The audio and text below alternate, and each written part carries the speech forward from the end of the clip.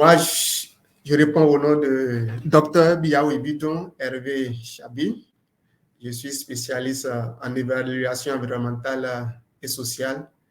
Et donc, je suis à votre disposition pour ce direct. Nous allons passer environ 1h30, comme ça, ensemble.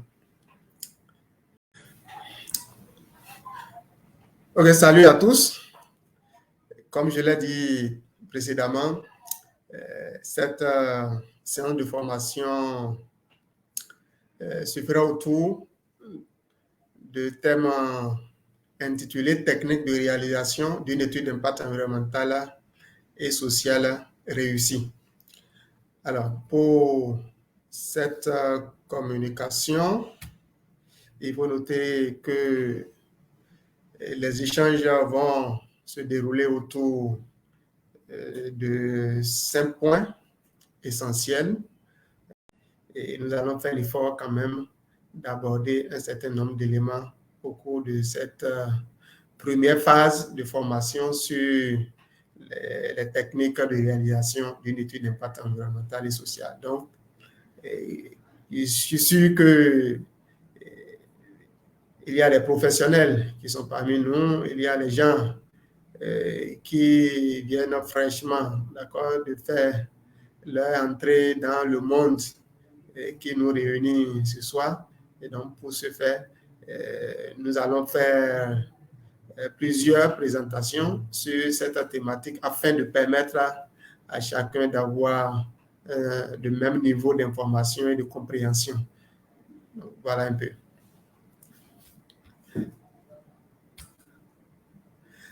Alors, il faut noter que pour ne pas faire l'historique de l'étude d'impact environnemental et social, notez que dans la plupart des pays, que l'on soit, surtout les pays en développement, le constat amer qui a été fait se résume au développement urbain anarchique que caractérise un certain nombre de villes africaines, asiatiques, européennes, et pour ne citer que cela.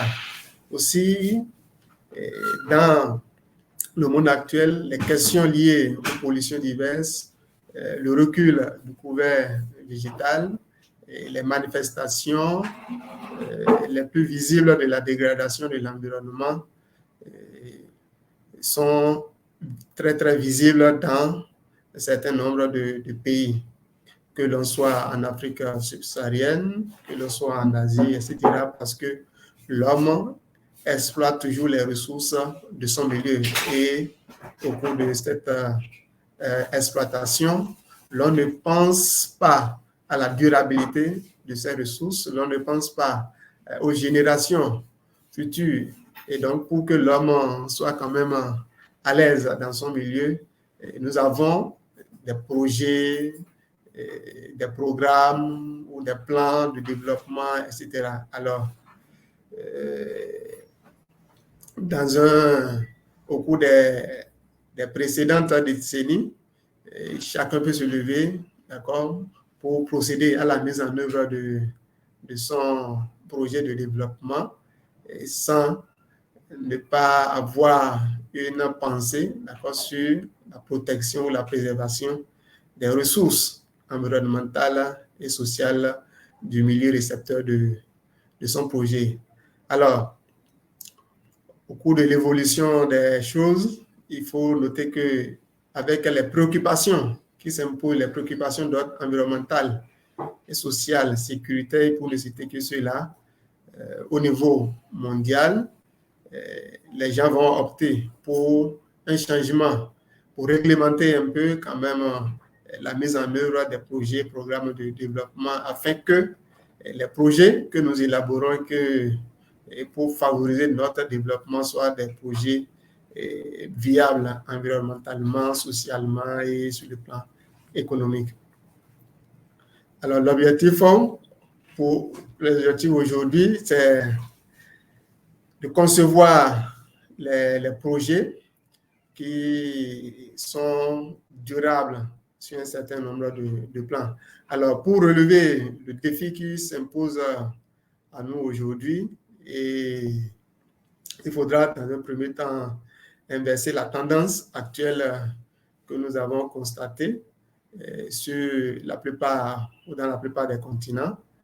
Et la tendance actuelle liée à la déperdition des ressources naturelles pour assurer aussi une gestion rationnelle et responsable de l'environnement en vue d'un développement durable. Alors, l'étude d'impact environnemental et social est aujourd'hui un outil indispensable pour assurer une gestion durable des ressources. Alors, lorsque vous prenez l'étude d'impact environnemental et social, c'est un élément, d'accord? C'est qu'il y a déjà des présentations ici sur le contexte global de l'évaluation environnementale et sociale. Donc, l'EUS n'est qu'un outil, d'accord, pour assurer cette gestion-là, pour nous permettre de préserver notre environnement. Alors, au Bénin, il faut noter que l'évaluation ou le domaine de l'évaluation environnementale et sociale est réglementé par le décret numéro 2022-390 du 13 juillet 2022 portant organisation des procédures de l'évaluation environnementale et sociale en République du Bénin. Donc, pour tout projet de développement, donc, les articles de ce décret ont défini, d'accord, les directives à suivre pour les promoteurs de projets ou programmes de développement. Alors, lorsque vous prenez ce décret, il y a le chapitre 4 du dit décret qui est consacré à l'étude d'impact environnemental et social. Donc, les directives figurent déjà au niveau de ce décret. Ça donne des orientations et les voies à suivre aux promoteurs de projets, aux consultants et les professionnels du monde de l'évaluation environnementale et sociale.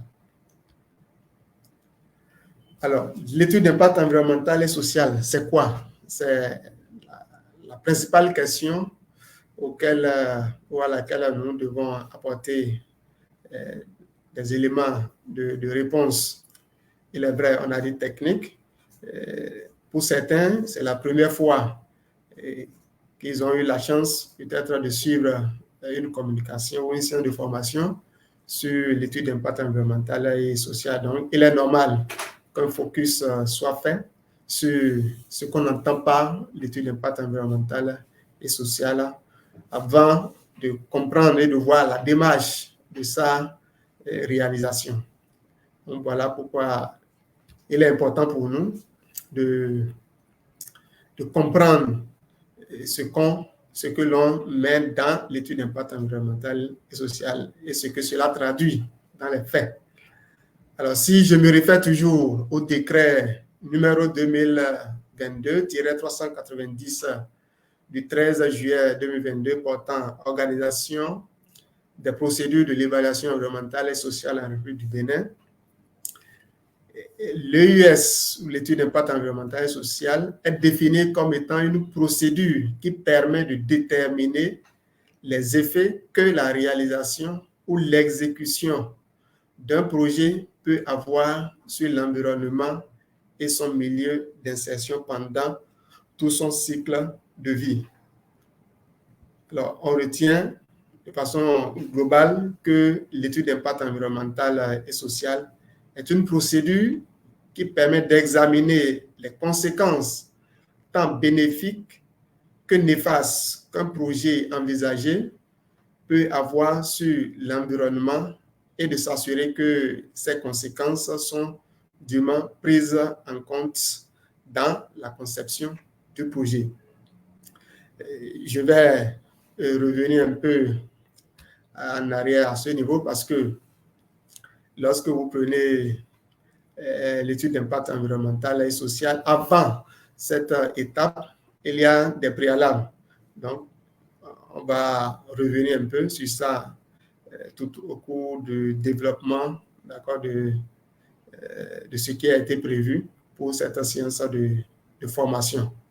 Et donc, c'est un outil pour nous aujourd'hui de prendre connaissance, d'accord, des effets bénéfiques, d'accord, et les externalités négatives qu'un projet de développement peut avoir avant la mise en œuvre de ce projet ou de ce programme. Et donc, cela permet aux promoteurs des projets de développement d'intégrer dans la démarche de mise en œuvre du projet les mesures nécessaires qui vont permettre à ces promoteurs de préserver l'environnement, de préserver les ressources, de préserver la santé, la sécurité des communautés riveraines du site d'implantation du projet, et pour qu'à la phase de la mise en œuvre, que les effets ou les impacts identifiés en amont par l'étude d'impact environnemental et social soient quand même minimisés. Et donc, de façon globale, il faut noter que l'étude d'impact environnemental est un document technique qui s'appuie sur des données fiables ainsi que sur des méthodes et des modélisations validées et reconnues sur le plan scientifique, et qui contient un certain nombre de rubriques standards composant les parties de l'étude, notamment une partie perspective, une partie descriptive, une partie analytique et une partie prescriptive. Et donc, on retient de façon globale que lorsque vous prenez un rapport d'étude d'impact environnemental, que le contenu de ce document peut être regroupé en 4 volets que nous venons de présenter, c'est-à-dire en 4 parties: la partie perspective, descriptive, analytique et prescriptive. Nous allons revenir sur le contenu de chaque partie pour mieux comprendre. Alors, l'EIS, pour l'étude d'impact environnemental et social, on retient que c'est un processus systématique qui consiste, dans un premier temps, à évaluer et à documenter les possibilités, les capacités et les fonctions des systèmes naturels, et de faciliter la prise de décision, la planification des projets, plans, programmes ou politiques, et la gestion des conséquences du développement. Alors, avant la mise en œuvre du projet, il y a une étape décisionnelle qui est là, parce qu'on réalise l'étude d'impact environnemental et social afin de prendre une décision par rapport à la viabilité ou non du projet de développement qu'un promoteur souhaite mettre en œuvre. Alors, si au terme de l'évaluation ou au terme de l'étude, les résultats montrent que c'est un projet qui, sur le plan environnemental, n'est pas durable, et ça veut dire qu'on peut prendre une décision de revoir peut-être la conception du projet, ou de changer un certain nombre d'éléments qui étaient prévus par le promoteur afin de soulager ou de régler un problème, parce qu'un projet vise à régler un problème au sein de la communauté ou au sein de la société. Et donc, ce processus systématique doit permettre quand même de prendre une décision. Et pour prendre une décision, et comme on l'a dit précédemment, c'est aussi un document à caractère scientifique. Et tout ce qui est scientifique, c'est qu'il faut des données fiables, comme on l'a rappelé précédemment. Alors, pour avoir des données fiables, ou bien pour prendre une décision, d'accord, et pour réussir la planification de son projet ou les plans ou les programmes ainsi que les politiques de développement. Et il nous faut des données fiables. Alors, lorsque vous n'avez pas de données fiables, on ne peut pas avoir de résultats fiables. Et c'est pourquoi tout ce qui est scientifique suit une logique, tout ce qui est scientifique suit une démarche. Et lorsqu'on n'entend pas démarche ou méthodologie, etc., quand même un certain nombre de rigueurs qui caractérisent ces processus-là. Et donc, on réalise l'étude d'impact environnemental et social pour prendre une décision par rapport à la mise en œuvre d'un projet ou programme de développement. Alors, quels sont alors les objectifs principaux et le but de l'étude d'impact environnemental et social?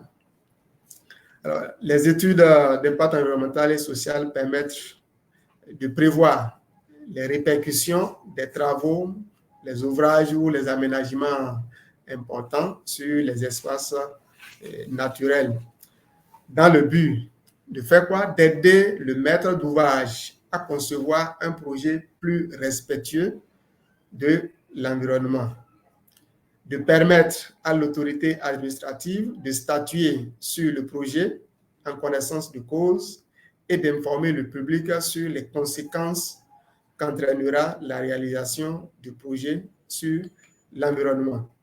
Alors, lorsque vous prenez l'étude d'impact environnemental et social, comme il l'a dit, pour les consultants, c'est vrai, s'il faut réaliser cette étude, on recrute un consultant individuel ou un bureau d'études.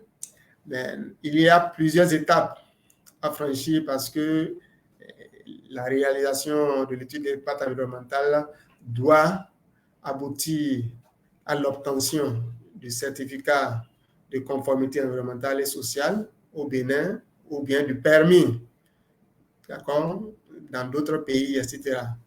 Alors, ici, on veut aider le maître d'ouvrage ou le promoteur de projet, d'accord, à intégrer dans la conception de son projet les questions d'ordre environnemental, les questions d'ordre social. Alors, pour avoir ces préoccupations que le promoteur doit intégrer dans la conception de ce projet, c'est que, comme on l'a rappelé ici, il faut les données, et pour avoir les données, c'est qu'il faut faire la collecte des données. On peut collecter les données de différentes manières, à travers la recherche documentaire, à travers les enquêtes, d'accord, socio-anthropologiques qu'il faut conduire dans les milieux récepteurs de notre projet. Alors, il est vrai, c'est trop tôt au bout du processus ici. On ne peut pas décliner toute la démarche, mais avec le temps, vous allez mieux comprendre ce qu'on y met, de quelle manière le consultant peut aider le maître d'ouvrage à intégrer les aspects environnementaux et sociaux dans la conception de son affaire. Alors, après la réalisation de l'étude d'impact environnemental et social, le rapport rédigé par le consultant doit faire objet de validation. Ici, comme on est au Bénin, ces rapports sont validés au niveau de l'agence ou bien par l'agence béninoise pour l'environnement. Et c'est à ce niveau que d'autres formalités administratives commencent pour l'obtention du certificat de conformité environnementale et sociale. Et donc, l'autorité administrative qui doit vous délivrer le certificat de conformité environnementale et sociale doit avoir aussi une connaissance, d'accord, des impacts que le projet de développement aura sur les différentes composantes de l'environnement, de même que les mesures d'atténuation qui sont prévues pour atténuer les impacts négatifs et maximiser les impacts positifs de ce projet-là pour que les communautés bénéficiaires de ce projet puissent quand même en profiter sur une longue durée ou de façon durable.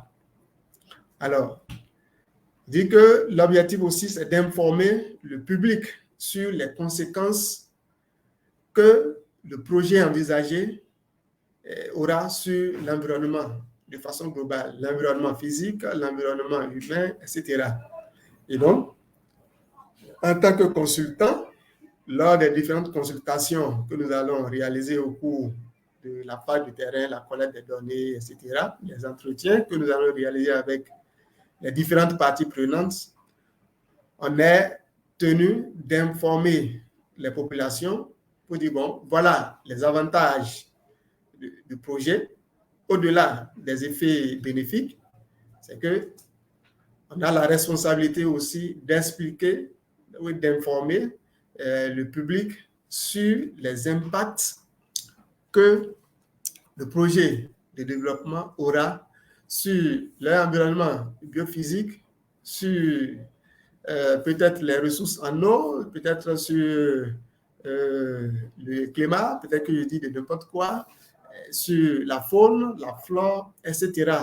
Tout ce qui est ressources du milieu que les communautés riveraines du site d'implantation ou du site d'accueil du projet exploitent, on doit pouvoir les informer pour dire, bon, à la longue ou à court, à moyen ou à long terme, notre projet ou le projet qu'on souhaite mettre en œuvre dans votre milieu de vie aura telle conséquence. Mais voilà les dispositions qui sont prises pour que la population adhère quand même ou accepte le projet de développement. Et donc, on retient que le but de l'étude d'impact environnemental et social, c'est d'identifier tous les effets environnementaux significatifs d'un projet de développement important et aussi de concevoir toutes les mesures d'atténuation nécessaires pour réduire ou remédier à ces effets. Et donc, le tout se résume en 2 points. On réalise l'étude d'impact environnemental et social pour prendre connaissance des effets et impacts, risques environnementaux et sociaux significatifs. Est-ce que vous voyez? Ça a une importance. Et donc, lorsqu'on connaît ça, qu'est-ce qu'on fait? On propose des mesures d'atténuation, d'accord? Pour que, il est vrai, comme on le dit, on ne fait pas d'omelette sans casser les œufs.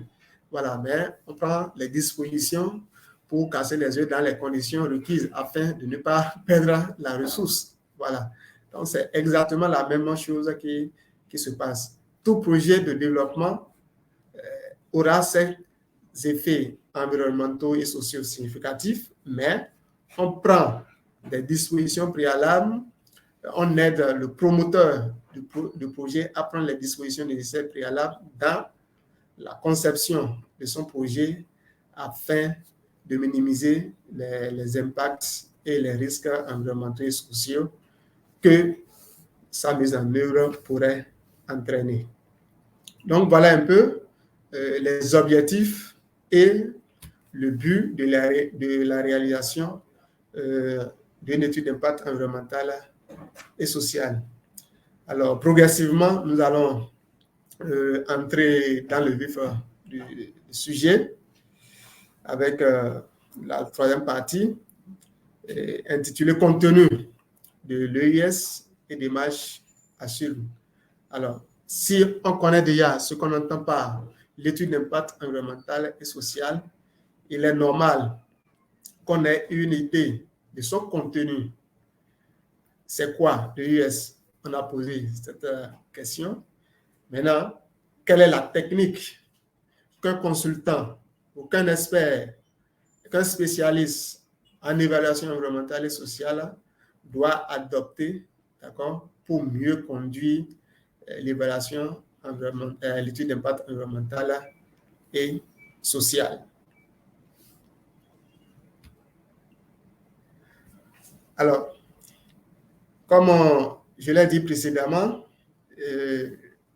la réalisation d'une étude d'impact environnemental et social suit une logique et respecte une démarche scientifique. Alors, lorsque vous prenez l'étude d'impact environnemental et social, on peut faire un exercice très simple. On prend le sigle même, EIES. Nous avons, je laisse l'étude, je laisse l'impact, ce qui m'intéresse. J'ai l'environnement et j'ai le social. Donc, étude d'impact environnemental et social. C'est que si je prends le social, la société, etc., à ce niveau, j'aurai plusieurs spécialistes qui vont intervenir. Si je prends l'environnement même, le concept environnement, c'est un concept polysémique, d'accord, c'est un concept qui est beaucoup plus utilisé dans plusieurs domaines. Donc, à chaque domaine d'intervention de ce concept, il y a des démarches propres pour aborder la question environnementale. Donc, cela voudra dire quoi? Lorsqu'on traite des questions environnementales, il y a plusieurs disciplines, il y a plusieurs spécialistes, il y a plusieurs experts qui doivent intervenir pour pouvoir conduire ce processus-là. Donc, c'est pourquoi je tenais à rappeler que l'étude d'impact environnemental et social est une procédure pluridisciplinaire et en plusieurs étapes pour s'assurer que les considérations environnementales sont prises en compte dans les décisions concernant les projets qui peuvent avoir un impact sur l'environnement. Donc, en termes simples, le processus d'étude d'impact environnemental permet d'identifier, si possible, les effets environnementaux d'une activité proposée et la manière par laquelle on compte atténuer ces effets. Ça, c'est juste un rappel. Alors, lorsqu'on prend l'étude d'impact environnemental et social de façon globale, si j'ai un rapport, vous pouvez faire l'exercice, vous prenez un rapport d'étude d'impact environnemental réalisé au Bénin, au Togo, dans n'importe quel pays. L'exercice fait montre que nous avons 4 composantes à ce niveau, 4 composantes, et ces composantes, au niveau de la première composante, nous avons 2 éléments majeurs, d'accord? Il y a ce qu'on appelle la mise en contexte du projet et sa justification. Et nous avons aussi ce qu'on appelle le cadre législatif et réglementaire auquel notre étude d'impact environnemental et social doit répondre. Alors, le contexte, c'est quoi?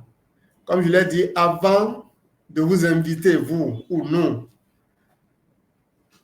experts, spécialistes en évaluation environnementale et sociale, avant de nous inviter ou de nous recruter ou de nous mandater pour conduire une étude d'impact environnemental et social, il faut noter qu'il y a des étapes préliminaires, il y a des tâches préliminaires que le promoteur, d'accord, ou le maître d'ouvrage du projet a déjà franchi. Et nous, en tant que spécialistes, on doit prendre connaissance, d'accord, des étapes qui ont précédé, d'accord, la phase de la réalisation de l'étude d'impact environnemental et social. En réalité, l'étude d'impact environnemental et social est la phase finale, d'accord? C'est une étape qui vient clôturer, d'accord, un long processus déjà entamé par le promoteur du projet. Bon, ce que je dis, c'est pour les projets d'envergure, les projets de développement, les projets sérieux, les projets mieux structurés. Parce qu'aujourd'hui, avec les bailleurs, avant l'étape d'étude d'impact environnemental et social, il y a des préalables. Alors, lorsque le consultant ne cherche pas, d'accord, à comprendre tout ce qui a été élaboré, tout ce qui a été rédigé, comme document, rapport, etc., dans le cadre du projet, il serait difficile aussi de mieux comprendre le contexte du projet et sa justification. Il est vrai, ce n'est pas le consultant recrutés pour l'étude d'impact environnemental et social qui propose le contexte et la justification du projet. Mais pour mieux comprendre le contexte proposé par le promoteur, il a l'obligation et le devoir de prendre connaissance de tout ce qui a été élaboré avant l'étape de réalisation de l'étude d'impact environnemental et social. Parce qu'en évaluation environnementale et sociale, bon, je sais que beaucoup ont suivi déjà de communication par rapport à ce concept. Et nous avons plusieurs outils, d'accord, qu'on élabore à l'intérieur. Il y a les outils de préparation de projet, il y a les outils ou les instruments de préparation, les instruments de sauvegarde et les instruments de contrôle. Bon, ici, nous voulons élaborer, nous parlons d'un document de sauvegarde environnementale et sociale, l'EIS, d'accord, parce que, en fait, après l'étude, on identifie les impacts, les risques significatifs et on propose les mesures d'atténuation. Mais avant ça, le consultant peut chercher à voir si le promoteur a réalisé, par exemple, a élaboré les instruments cadres de préparation de projets comme le cadre de gestion environnementale et sociale, le cadre de politique de réinstallation, peut-être des populations qui seront affectées par le projet, et pour ne citer que ces documents. Parce que cela varie en fonction des bailleurs. Si je prends la Banque mondiale, il y a d'autres instruments qui y sont ajoutés. On nous parle de plan de gestion ou de plan de mobilisation de la main-d'œuvre, plan de gestion de la main-d'œuvre, plan de mobilisation des parties prenantes, plan d'engagement des parties prenantes, etc., etc. Donc, si dans le cadre d'un projet, tous ces documents ont été élaborés, moi, en tant que consultant, mandaté pour une étude d'impact environnemental et social, je dois pouvoir mobiliser ces différents documents ou rapports disponibles sur le projet. Le cadre législatif et réglementaire auquel le projet doit répondre aussi, à travers les travaux préliminaires qui ont été déjà réalisés par d'autres consultants dans le cadre de l'élaboration des instruments cadres, d'accord, ou de préparation de projet. Il y a un cadre législatif et réglementaire que les gens auraient déjà identifié. Il est vrai, dans le cadre de l'EIS, d'autres lois, d'autres normes, etc., peuvent être identifiées par le consultant. Ou bien, tout ce qui a été aussi proposé comme contexte et justification peut faire objet d'amélioration par le consultant mandaté pour l'étude d'impact environnemental et social. Bon, ça, c'est les éléments préliminaires. Nous allons revenir beaucoup plus en détail sur ces questions-là. C'est juste pour comprendre quand on dit l'étude d'impact environnemental et social, c'est quoi. Alors, la deuxième partie, c'est intitulé partie descriptive. L'autre, c'était la partie perspective. Donc, ici, nous avons la partie descriptive qui regroupe la description du projet avec le souci de le rendre beaucoup plus compréhensible dans tous ses effets potentiels. À cette étape aussi, c'est de faire la description du milieu naturel et social dans lequel le projet s'inscrit. Nous allons revenir sur ces différents éléments parce qu'il y a un certain nombre d'éléments qu'il faut prendre en compte dans la description du milieu. Donc, au niveau des étapes de réalisation de l'étude d'impact environnemental et social, nous allons donner beaucoup plus d'éléments, beaucoup plus d'explications sur la démarche et la voie assurée par les consultants pour mieux présenter ces différentes parties. Donc, l'objectif ici, c'est de comprendre d'abord les composantes de l'étude d'impact environnemental et social. Donc, après la composante perspective, nous avons la composante descriptive et après celle-ci, nous avons la partie analytique qui regroupe l'analyse des enjeux du projet sur la base des activités projetées. Cela voudra dire quoi? Pour faire l'analyse des enjeux, c'est qu'il faut mieux connaître les activités du projet. Il est vrai, c'est que les consultants sur certains dossiers sont confrontés à un certain nombre de difficultés où les documents de projet ne sont pas disponibles. Si les documents de projet ne sont pas disponibles, ouais, peut-être on vous invite à travailler sur la base de vos expériences. C'est vrai, là, vous travaillez ou on travaille sur un champ beaucoup plus vaste parce que les activités spécifiques que le projet compte réaliser, tant que les documents de projet que le promoteur même élabore ou met à votre disposition, vous ne pourrez pas mieux toucher du doigt les spécificités liées à l'analyse des enjeux et l'analyse des impacts. Et donc, après l'analyse des enjeux, qui doit être fait en fonction des activités projetées pour être réalisées dans le cadre de la mise en œuvre, nous avons dans la partie analytique l'analyse des conséquences, pour ne pas dire des impacts potentiels de votre projet ou de notre projet de développement sur les milieux naturels, sur les milieux humains. Et de même, cette partie regroupe les mesures d'atténuation qui sont proposées pour les impacts négatifs et les mesures de maximisation ou de bonification ou d'amélioration des impacts positifs. Alors, lorsque vous prenez cette partie, ou cette composante, c'est un noyau clé de l'étude d'impact environnemental et social. Donc, il y a un lien entre ces différentes composantes de la description du projet, la description du milieu. Alors, ça, c'est des étapes décisives de l'étude d'impact environnemental et social.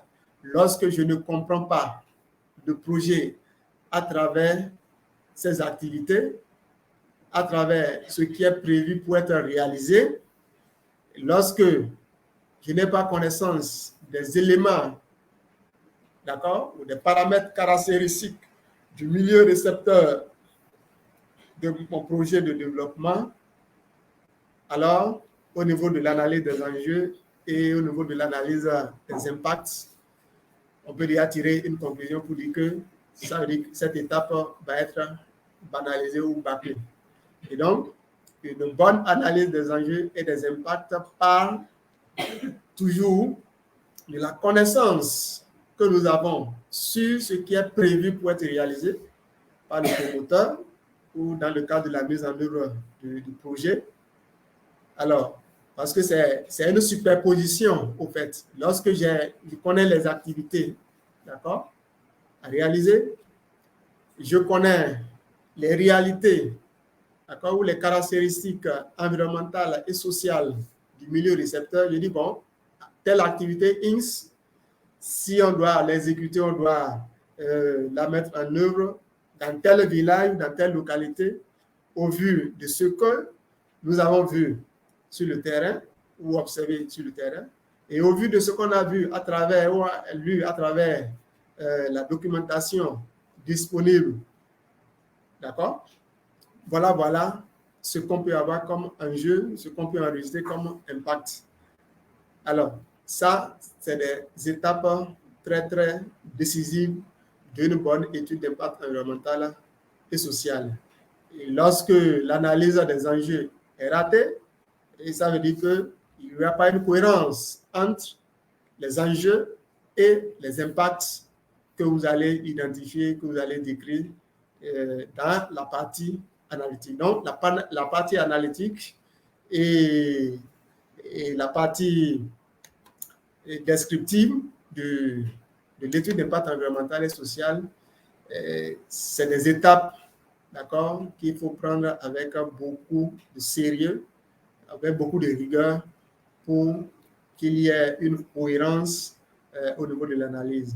Parce que si ces étapes sont bâclées, ça veut dire que le reste du document aussi n'aura pas de sens. On aura, à la fin de votre ou de notre travail, certes, le promoteur aura votre rapport d'étude, mais il peut se retrouver dans l'embarras. Il n'aura pas les mesures, d'accord, spécifiques qu'il faut pour atténuer les impacts. Ou on peut passer aussi à côté de l'identification des impacts. Alors, pour finir avec cette partie, nous avons la dernière composante qui parle de la prescriptivité, voilà, de l'étude d'impact environnemental et social. Donc, cette partie prescriptive regroupe quoi? La présentation d'un cortège de mesures d'atténuation, d'évitement ou de compensation. Voilà. Donc, les impacts négatifs, on propose des mesures, identifier, on propose des mesures pour les atténuer. Le cas contraire, on peut les éviter. Vous allez identifier aussi les risques environnementaux et sociaux. Donc, comme on a l'habitude de le dire, mieux vaut prévenir que guérir. Donc, on propose des mesures pour prévenir les risques qui sont liés aux activités du projet. Parce que lorsque vous avez fait en faisant la description du projet, vous avez pris connaissance des activités. Et lorsque je connais les activités à mettre en œuvre par phase de réalisation du projet, j'ai l'obligation aussi d'identifier les risques qui sont liés, d'accord, à chaque activité à réaliser à partir des dangers liés à ces activités-là. Alors, il y a ce qu'on appelle aussi les mesures de compensation, d'accord? Et donc, je suppose qu'on a un projet, d'accord, de construction ou bien d'ouverture d'un marché. Je dis, bon, on veut faire une ouverture d'un marché, un grand marché peut-être de classe internationale ou régionale dans une commune donnée. Alors, le site, peut-être le site identifié pour abriter ou pour accueillir ce projet. Sur le site, nous avons un certain nombre d'enjeux. Nous avons la végétation en place, où il y a les espèces vulnérables ou les espèces en voie d'extinction, etc. Où les populations mènent leurs activités. Un site où nous avons plusieurs établissements humains qui sont installés. Alors, pour accueillir le marché, c'est qu'il faut peut-être raser tout ce qui est là. Alors, s'il faut raser ça, si on détruit l'environnement, or, l'objectif de l'étude d'impact environnemental et social, c'est qu'à la fin, qu'il y ait des mesures peut-être pour compenser ce qui est en train d'être détruit. Et donc, l'environnement ou bien les formations végétales qu'on veut détruire, comment ou qu'est-ce que le consultant propose pour les atténuer ou les compenser. Alors, les populations qui vont perdre la totalité ou une partie de leurs moyens de subsistance, comment faire pour compenser cela? Et donc, on va revenir sur ces différents éléments dans l'analyse des impacts et la proposition des mesures d'atténuation, de compensation ou d'évitement. À ce niveau, nous avons le plan de gestion des impacts résiduels et de l'application des mesures de surveillance et de suivi environnemental. Lorsqu'on réalise l'étude d'impact environnemental et social, la finalité, c'est de doter le projet de ce qu'on appelle un plan de gestion environnementale et sociale. Et donc, ce plan regroupe l'ensemble des mesures que nous avons proposées, d'accord, pour gérer peut-être les nuisances prévisibles, d'accord, nuisances peut-être olfatives, nuisances sonores, les questions de pollution diverses, la gestion des déchets, la protection des ressources et autres. Si, au cours de l'évaluation, de l'étude, on a constaté que les activités prévues sont susceptibles de dégrader les ressources du milieu, le plan de gestion environnementale et sociale ne doit pas être muet par rapport à ces questions. Ce plan décline, d'accord, les mesures phares qu'il faut mettre en œuvre par le promoteur ou les entreprises qui seront mandatées pour exécuter les travaux. So, ouais. Alors, l'autre élément, c'est le plan de surveillance et de suivi environnemental qui doit accompagner notre plan de gestion environnementale et sociale pour dire comment les questions sensibles ou les préoccupations qui relevées par l'étude d'impact environnemental et social, comment les paramètres clés du milieu doivent être surveillés au cours de la mise en œuvre.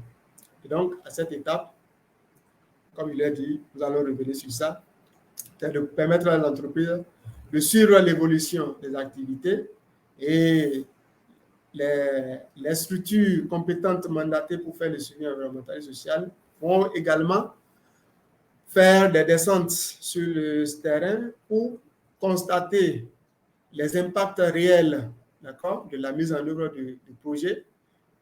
Il est vrai, on peut proposer des mesures d'atténuation, etc. Dans la pratique, il y a les réalités, il y a des impacts ou des risques qu'on n'arrive pas à éviter.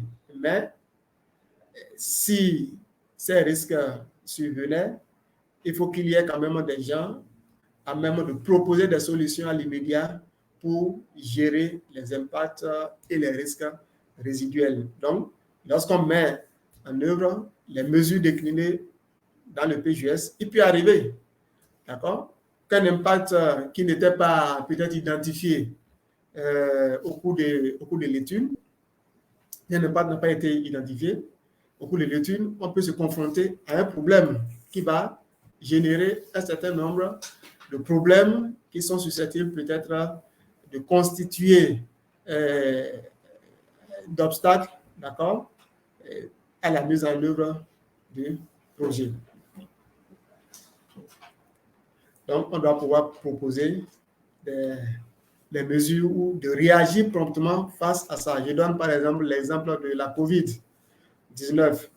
Il y avait plusieurs chantiers qui étaient ouverts à l'époque, mais au moment où les gens ont réalisé l'étude ou les études d'impact environnemental et social pour ces projets-là, il n'y a aucun PGS qui dit, bon, en telle année, on aura COVID-19 et voilà comment il faut faire.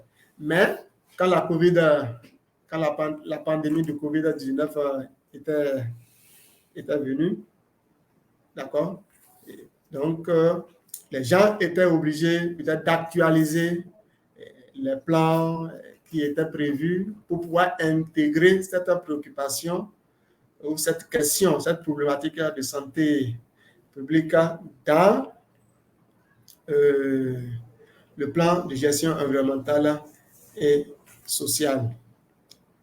Donc, voilà un peu ce qu'on met dans les composantes, d'accord, d'une étude d'impact environnemental et social. Je peux poser une minute pour les questions éventuelles. OK. On annonce ça. Oui. Oui. Donc, je crois que les participants peuvent déjà intervenir en commentaire, bien sûr. Vous pouvez envoyer vos commentaires s'il y a des questions ou des préoccupations pour qu'on puisse régler ça au fur et à mesure. Alors, en résumant, l'étude d'impact environnemental et social, d'accord, en 6 principales étapes, d'accord, regroupées en 3 phases. Et donc, on est parti du contenu. Donc, lorsque vous prenez les éléments du contenu d'une étude d'impact environnemental et social, ces éléments se regroupent en 3 phases. Et lorsque vous prenez ces 6 principales étapes à suivre ou à respecter pour réaliser une bonne étude d'impact environnemental et social. Bon, il ne dit pas que il ne s'agit pas des étapes approuvées au niveau mondial, etc. Et donc, vous pouvez suivre une autre communication quand vous dites que c'est 3 étapes, 4 étapes ou 8 étapes. Est-ce que vous voyez? Et donc, ce qui est sûr, on peut aller à 8 étapes, à 10 étapes. Le contenu reste toujours le même.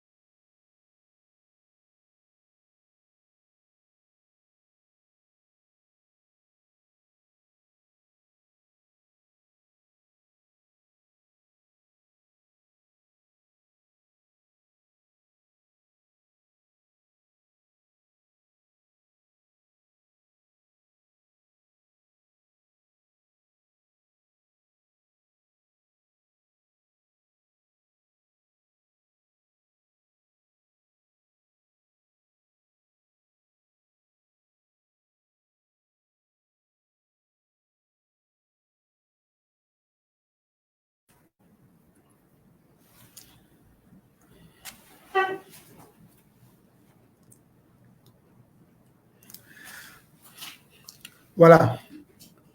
Le micro est activé? Oui. OK. Merci une fois encore à tous ceux qui sont en ligne ou à l'écoute. Alors, il faut noter que tout ce qu'on est en train de dire, on va revenir à la suite par rapport aux questions. On voit déjà les commentaires et on va répondre à toutes ces préoccupations-là. Ne vous inquiétez pas. Et ce dont on va vous présenter au niveau des étapes, c'est les éléments clés dont on a besoin. Si on prend un rapport d'étude d'impact environnemental et social, bon, selon les pays et selon les TDR que le promoteur a mis à votre disposition, en termes de chapitres et autres, ça varie, mais le contenu reste pratiquement le même. Le contenu reste le même. Et ce qu'il faut retenir, c'est qu'il faut présenter quoi, tout ce que vous savez, le résumé en passant par l'introduction ou le contexte, la justification, etc. Dans n'importe quel rapport d'étude d'impact environnemental et social, vous allez voir ça. Et donc, l'intitulé peut ne pas être le même ou la formulation. Ce qui est sûr, vous allez identifier les impacts, les enjeux, les risques, les analyser et proposer un plan de gestion environnementale et sociale pour cet ensemble-là.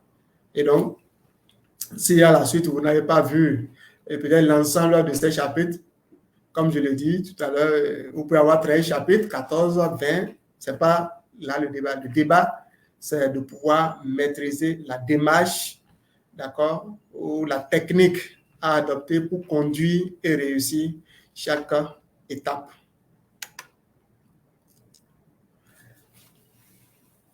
Alors, s'agissant des étapes de réalisation d'une étude d'impact environnemental et social, comme je l'ai dit, on a annoncé 6 étapes.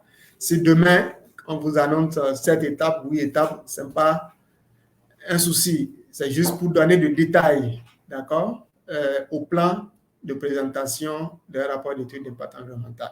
Alors, vous aurez un contexte du projet, la description du milieu récepteur, la description et l'analyse des variantes. Bon, je donne un focus à chaque niveau d'abord avant de continuer. Comme je l'ai dit, nous allons faire cette formation sur plusieurs sciences parce que l'étude d'impact environnemental et social, c'est un peu dense. Et à chaque étape du processus, c'est qu'il faut pouvoir dire, voilà la méthodologie que j'ai adoptée. Donc, c'est ça. Le contexte du projet, on a ça où? Où est-ce qu'il faut aller le chercher? Qui propose le contexte? Comme je l'ai dit, ce n'est pas à vous, consultants ou experts mandatés pour réaliser l'étude d'impact environnemental et social, qu'il faut proposer le contexte du projet. Le promoteur a déjà proposé le contexte. Et donc, les thèmes de référence, d'accord? On vous a recruté sur la base des thèmes de référence. Et lorsque vous regardez bien, au niveau du contenu de ce thème ou de ce thème de référence, vous allez voir un contexte du projet tout au moins, ou une justification du projet. Bon, ça dépend du promoteur, ça dépend du contenu que chaque promoteur donne à ce thème de référence. Vous allez voir contexte du projet, vous allez voir introduction, vous allez voir justification du projet, vous allez voir, peut-être que je dis n'importe quoi, justification de la mission. Donc, c'est à vous de voir quelles sont les informations utiles pour faire passer le message. Parce qu'en lisant le contexte, tout lecteur doit avoir une idée du contenu, d'accord, du projet, de ce que le projet compte réaliser. Vous voyez? Donc, voilà un peu. Ce n'est pas vous qui proposez. Vous pouvez améliorer parce que si je prends les thèmes de référence, je prends le contexte, il peut y avoir des coquilles dedans que vous pouvez corriger. Voilà. Alors, la description du milieu récepteur, comme annoncé précédemment, ça, c'est une étape décisive. C'est une étape très importante que le consultant ne doit pas négliger. Comment procéder pour mieux décrire le milieu récepteur du projet? Nous allons revenir sur ça. La description et l'analyse des variantes, qu'est-ce qu'on y met? Nous allons y revenir aussi. L'analyse des impacts, la gestion des risques, le programme de suivi et surveillance. Donc voilà quelques étapes clés de l'élaboration d'une étude d'impact environnemental et social. Comme je l'ai dit, on n'a pas détaillé tous les éléments là. Vous n'avez pas les enjeux. Vous n'avez pas quelque part où c'est intitulé programme de gestion environnementale et sociale. D'accord? On sait qu'on ne peut pas faire l'analyse des impacts environnementaux et sociaux sans ne pas proposer des mesures environnementales et sociales pour les atténuer ou pour les améliorer. Donc, voilà un peu ce pourquoi il a dit, demain vous pouvez retrouver 8 étapes, 10 étapes, ce n'est pas là le problème. Le problème, c'est de mieux comprendre la démarche à suivre pour conduire notre processus d'étude d'impact environnemental et social. Alors, le contexte du projet. Lorsqu'on veut poser le contexte du projet, quels sont les éléments clés qu'on doit avoir? Si je prends un rapport d'étude d'impact, après le résumé, etc., tout ce que vous savez qui précède, comme table des matières et autres, c'est le contexte du projet. Alors, cette partie de votre étude d'impact environnemental doit fournir les informations sur le promoteur du projet. Donc, moi, en lisant vos rapports, je dois savoir si le projet en cours, d'accord, a été initié par, je dis, le ministère de l'Agriculture de votre pays, une agence. Est-ce que c'est une personne physique? Est-ce que c'est un privé? Est-ce que c'est une personne morale qui a commandité l'étude, etc.? Donc, Cette partie doit fournir toutes les informations possibles sur le promoteur, adresse, etc., localisation.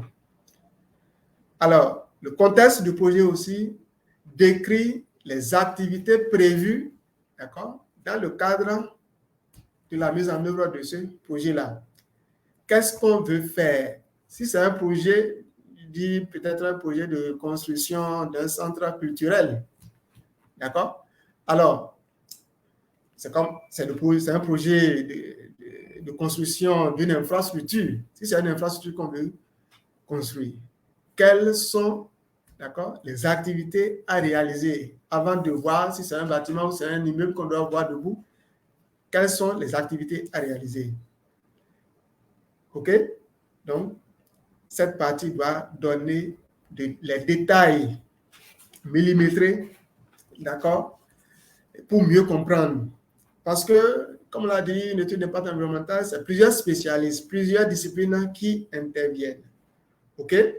Alors, les travaux à réaliser, comment ces travaux sont dimensionnés? Il y a peut-être les travaux de génie civil. Alors, quelles sont les dimensions? OK? Qu'est-ce qui est prévu? Le bâtiment même là. Donc, ces informations, ce n'est pas le consultant qui fournit ça. Le promoteur du projet, d'accord? Il a prévu, il a déjà documenté peut-être quelque part les questions de dimensionnement, la hauteur peut-être du bâtiment. Est-ce que vous voyez, tout ce qui est génie civil, il a déjà documenté ça quelque part. Donc, vous demandez ce document au promoteur. Dis bon, qu'est-ce que tu veux faire? Quelles sont les caractéristiques de ce que tu veux faire? OK? Donc, vous prenez tous ces éléments, c'est la synthèse.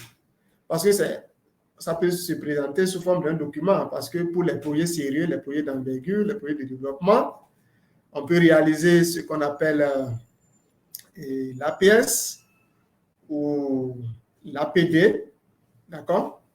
Avant-projet sommaire, avant-projet détaillé. Et donc, dans ces documents, donnent déjà les orientations ou les précisions ou les détails dont vous avez besoin sur le dimensionnement des ouvrages, etc., etc. Donc, vous faites la synthèse de ces éléments pour dire, bon, voilà ce que le projet compte réaliser avant de voir le bâtiment debout ou avant de voir ce qu'on appelle centre culturel, une réalité. Et au cours toujours dans cette étape, d'exposer les raisons qui motivent la réalisation du projet et le choix du site, incluant les opinions exprimées. Quel est le problème que le projet envisagé veut résoudre? Je l'ai déjà dit dans l'introduction. Un projet, lorsqu'on initie un projet, c'est pour corriger un problème de la société et non pour créer d'autres problèmes. On peut créer d'autres problèmes, mais autrement. On crée de problèmes dans la mise en œuvre de projet. Et c'est pourquoi on élabore l'étude d'impact environnemental et social pour prendre en compte dans la conception ces problèmes. C'est qu'on veut créer tel problème, mais on prend le soin d'intégrer ces problèmes déjà dans la conception du projet, d'où l'étude d'impact environnemental et social. Donc, il faut décrire de façon sommaire le projet pour que tout lecteur, parce que l'étude ou bien l'avant-projet définitif, l'APD, ce document ne va pas suivre partout votre étude d'impact environnemental et social ou bien le document d'étude d'impact environnemental et social. Je suppose que après l'étude, on balance, on fait la publication de rapports sur le net, je télécharge, je lis, etc. Bon, je n'ai pas eu satisfaction. Voilà que l'APD qui donne des détails sur les activités à réaliser n'accompagne pas partout le document. D'où ici, il faut faire un effort pour que lorsqu'on va lire cette partie, la synthèse de la description des activités de ce projet, que tout lecteur soit quand même satisfait de ce qui est présenté. Alors, s'il faut envoyer d'autres éléments en annexe, parce que, comme il a dit, vous ne pouvez pas tout présenter. Vous faites juste une synthèse au niveau du contexte du projet. Les autres éléments qui peuvent apporter de précision sur ce qui est prévu par le promoteur, on peut mettre ça en annexe. Et je tiens à vous dire aussi que les annexes ne sont pas des éléments à négliger. Donc, il y a certains rapports, c'est dans l'annexe même qu'on a l'information. Est-ce que vous voyez? Donc, c'était une parenthèse. Alors, démontrer que le projet est la meilleure solution en décrivant sommairement les autres solutions envisageables. Donc, ça résume un peu tout ce qu'on est en train de dire. Donc, le contexte doit nous situer sur le problème à résoudre, d'où on est parti, et qu'est-ce qui est prévu à la fin. Qu'est-ce qu'on doit faire avant de voir le joyau, d'accord, ce qui est prévu par le promoteur. Et qui est le promoteur, qui est mandaté pour faire l'étude d'impact environnemental et social. Donc, la première partie de votre travail doit éclairer notre lanterne. Alors, la deuxième étape, c'est la description du milieu récepteur. Comme je l'ai dit, c'est une étape décisive et ça peut nous prendre des minutes. Alors, c'est quoi le milieu récepteur?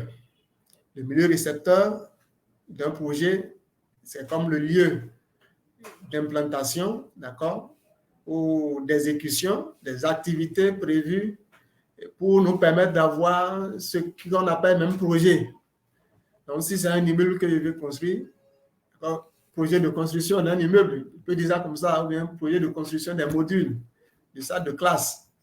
Donc, à la fin, on aura ou bien un bâtiment, d'accord, avec des salles de classe ou un module de salle de classe. Alors, cette infrastructure va être réalisée sur un site donné. Ça, c'est le site récepteur. Étant donné que nous sommes dans un environnement beaucoup plus vaste, donc, hier, on n'avait pas ce bâtiment. Sur le site, on a d'autres éléments. Mais ce qu'on veut ici, c'est comment se présente, quelle est la physionomie, d'accord, de notre site ou de notre milieu récepteur de projet avant la mise en œuvre du projet. Qu'est-ce que quiconque qui se rend sur le site va voir? Donc, c'est ça qu'il faut décrire. Donc, cette description doit être faite de sorte que moi, étant aux États-Unis, en lisant votre rapport, ou l'autre étant en France ou à Paris, etc., en lisant votre rapport, il doit savoir, d'accord, les éléments caractéristiques de votre milieu récepteur et comment chaque composante de ce milieu récepteur se présente. Et si possible, les interactions qu'il peut avoir à travers, entre les composantes de ce milieu récepteur. Et donc, pour faire une bonne description du milieu récepteur, on procède dans un premier temps à ce qu'on appelle la délimitation de la zone d'étude. Délimitation de la zone d'étude.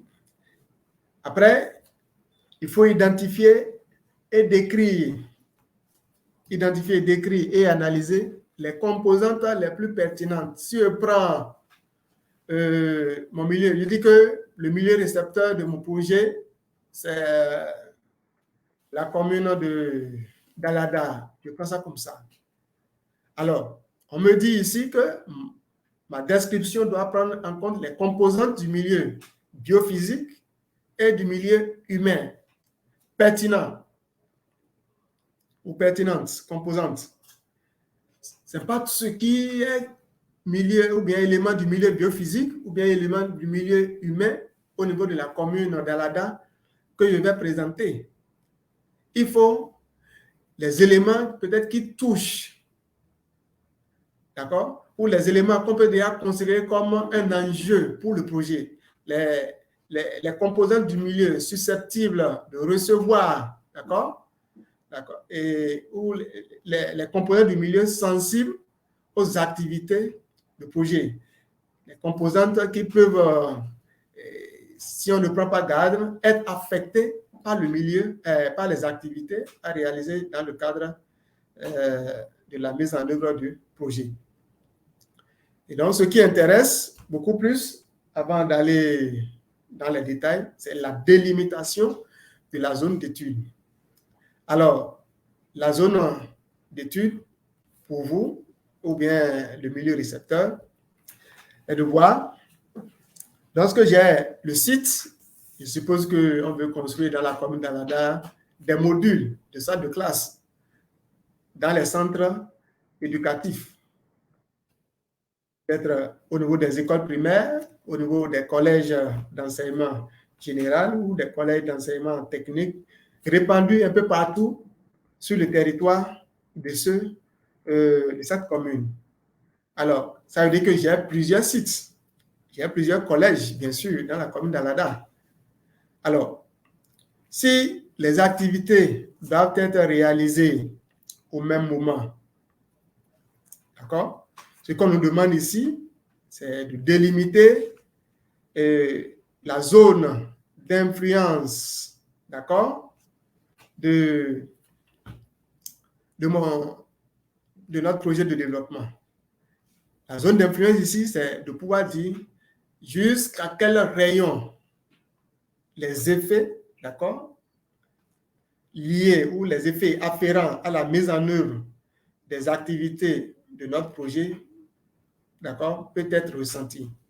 Est-ce que, quand bien même quelqu'un qui est, je suppose que, et c'est bien ça, à la Centre, il n'y a pas de collège technique, d'accord, ça veut dire que si le projet concerne uniquement les collèges techniques, est-ce que, de par la position de la ville d'Alada et les activités peut-être qu'on va exécuter à Sékou, à Togon, à Togudo, il y a un village comme ça qu'on appelle Togudo dans la commune d'Alada. Alors, ici, c'est un travail de fond que le consultant est appelé à faire. Parce que pour faire une bonne description du milieu, je dois délimiter ce qu'on entend par la zone d'influence du projet. Donc, j'aurai le site d'implantation du projet. D'accord? Si c'est un collège ou les écoles primaires, donc, les activités seront exécutées ou mises en œuvre au niveau de ce site-là. Ah, c'est un site ponctuel. C'est délimité aussi. On connaît leur superficie. Alors, est-ce que les nuisances qu'on aura, les nuisances liées aux activités, est-ce que ces nuisances ne seront pas ressenties par les communautés riveraines du site d'implantation du projet? Si oui, je connais déjà. C'est pourquoi on nous a dit de prendre connaissance des activités du projet. Si je sais que pour exécuter telle activité, il faut telle peut-être machine, il faut mobiliser peut-être un certain nombre de camions et autres. Alors, si l'activité commence à dire que ça va générer de nuisances. Et peut-être celui qui est à 15 km ou bien à 10 km va ressentir l'effet de ce qu'on est en train de faire sur le site. Donc, c'est l'exercice préalable qu'on fait pour dire, bon, est-ce que si on mène cette activité ici, est-ce que l'impact que ça va générer là, ça ne va pas dépasser 1 km, 2 km, 3 km. Et c'est sur cette base que vous allez délimiter la zone d'influence de votre projet, pour dire la zone d'étude. Parce que si vous délimitez la zone d'influence, la limite seuil où les effets des activités du projet seront ressentis, donc ça veut dire que la description de votre milieu récepteur doit prendre en compte ces différentes zones d'influence qui devient votre zone d'étude. Alors, on peut avoir la zone d'influence directe, la zone d'influence indirecte. Bon, la terminologie peut varier. Hein. On peut dire la zone d'influence directe ou bien la zone d'influence élargie ou indirecte. C'est à vous de voir. De tout dépendra des enjeux du terrain pour faire cette délimitation. Vous pouvez délimiter, cartographier. Et la délimitation, d'accord, des zones d'études ou des zones d'influence de projet doit être justifiée. Pourquoi vous avez dit que la zone d'influence directe du projet, ça fait un rayon peut-être de 1 km autour du site d'implantation? Vous devez justifier ça. Pourquoi la zone d'influence indirecte, d'accord, va peut-être être comprise entre peut-être 1 km et 20 km autour du site d'implantation du projet? Vous justifiez ça sur la base des enjeux observés sur le site ou dans la zone d'étude. Quels sont les éléments caractéristiques de ce milieu-là? Et on fait une cartographie appropriée de ces éléments. Et donc, la description du milieu récepteur est une étape importante dans le processus d'étude d'impact environnemental et social. Si c'est raté, ça veut dire que vous ne pourrez pas identifier les enjeux majeurs, enjeux environnementaux et sociaux du projet. Et si l'étape des enjeux, l'identification des enjeux est ratée, ça veut dire que vous n'allez pas pouvoir faire une bonne analyse des impacts et des risques environnementaux et sociaux liés aux activités du projet.